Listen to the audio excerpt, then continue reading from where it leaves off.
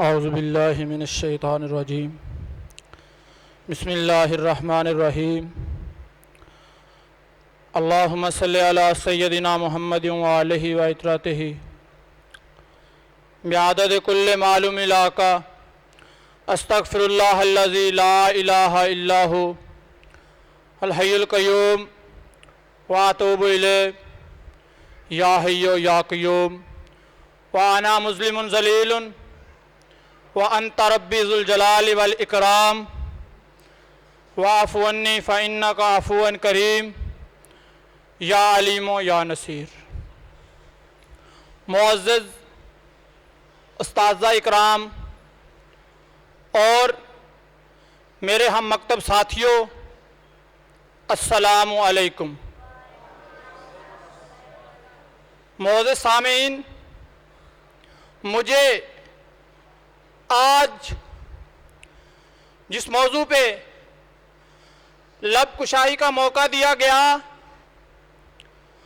वो मौजू मसावात फ़ारूकी है।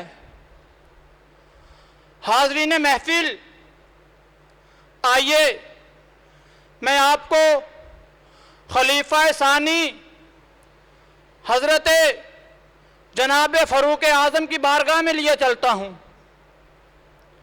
वो देखिए, हज़रत सैयदना फ़ारूक आज़म रज़ी अल्लाह ताला अन्हो अपने एक ग़ुलाम के साथ बैतुल मुक़द्दस के सफ़र पर रवाना हैं। एक मंजिल आप खुद ऊँटनी पर सवार होते हैं और दूसरी मंजिल ग़ुलाम को ऊँटनी पर सवार करते हैं। जब बैतुल मुक़द्दस नज़दीक आता है, इत्तफाक से ऊँटनी पर सवार होने की बारी ग़ुलाम की आ जाती है। ग़ुलाम बारहा इसरार करता है, हुजूर लोग आपके इस्तक़बाल के लिए आएंगे। ये ज़ेब नहीं देता कि एक ग़ुलाम ऊँटनी पर सवार हो और अमीरुल मोमिनीन नकेल थामे आगे आगे चल रहे हों।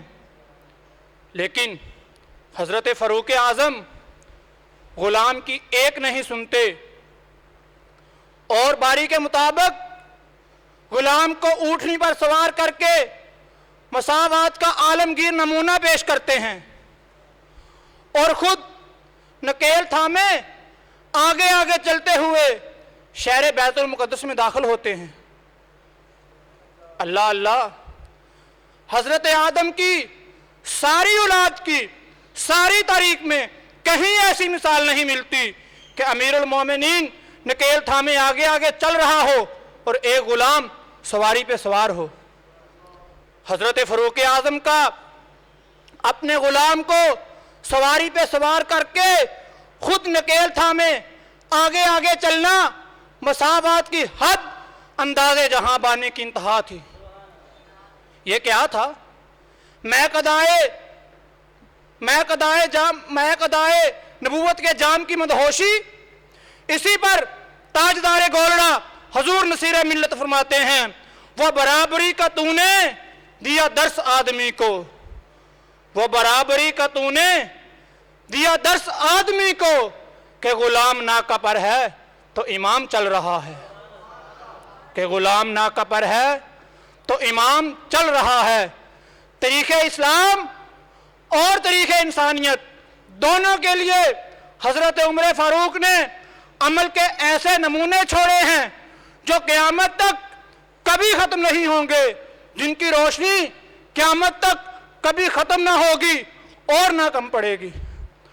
जनाबे वाला, ज़रा गौर तो कीजिए, हज़रत फ़ारूक आज़म जैसे जाबर हुक्मरान के सामने अरब का एक गुमनाम बद्दू यह कहने की जुर्रत रखता है कि एक चादर से हमारा कुर्ता नहीं बनता, उमर जैसे तवील कामत का कुर्ता कैसे बन गया। इसी मंजर को पीर नसीरुद्दीन अपने एक शेर में यूं बयान करते हैं, अदल ऐसा पकड़ सकते हैं कमजोर भी दामन, अदल ऐसा पकड़ सकते हैं कमजोर भी दामन, रोब ऐसा कि खुद जुल्म का दिल ज़ेरो ज़बर है। रोब ऐसा कि खुद जुल्म का दिल ज़ेरो ज़बर है। हज़रत उमर फारूक शैतान के लिए कोड़ा और मुसावात के अलंबरदार थे। बिलाशुबा हज़रत उमर फारूक अल्लाह की निशानियों में से एक निशानी थे। इंसानियत के इस एहतराम और अदल की इस हद को हज़रत उमर फारूक के अलावा कोई मात ना कर सका। हज़रत उमर फारूक बिलाशुबा हज़रत उमर फारूक अल्लाह की निशानियों में से एक निशानी थे। आपके दौरे खिलाफत में किसी जानवर को दूसरे की चरागाह में कदम तक रखने की जुर्रत ना होती। जब आपका दुनिया से विसाल हुआ तो एक गदड़िया दूसरे गदड़िए से कहने लगा, आज यूं महसूस हो रहा है जैसे खलीफा सानी हजरत उमर फारूक इस दुनिया से पर्दा फरमा गए हैं, आपका इस दुनिया से विसाल हो गया है। वो पूछता है, तुम्हें कैसे मालूम कि आज आपका इस दुनिया से विसाल हो गया? वो कहने लगा, मेरी भेड़ों को आज तक कभी जुर्रत नहीं हुई कि वह दूसरे की चरागाह में जाके चरने लगें। आज मेरी भेड़ें दूसरे की चरागाह में जाके चरने लगी हैं। इससे मालूम हो रहा है कि आज खलीफा सानी हजरत उमर फारूक इस दुनिया से पर्दा फरमा गए हैं। हाँ हाँ, बिलाशुबा वही दिन आपके विसाल का दिन था। मैं पीर नसीरुद्दीन के इस अशार पे अपनी बात को ख़त्म करूँगा।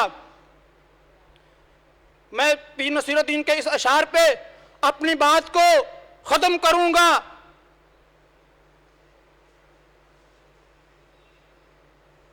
मैं पीर नसीरुद्दीन के इस अशार पे अपनी बात को ख़त्म करूँगा कि इस दौर का मजलूम तेरा राह निगर है। अल्लाह से दुआ है कि अल्लाह ताला हमें मसावत फ़रूकी पढ़कर उनको सुनकर उन पे अमल पैरा होने की तौफीक अता फरमाए। वमा अलैना इल्लल बलागुल मुबीन।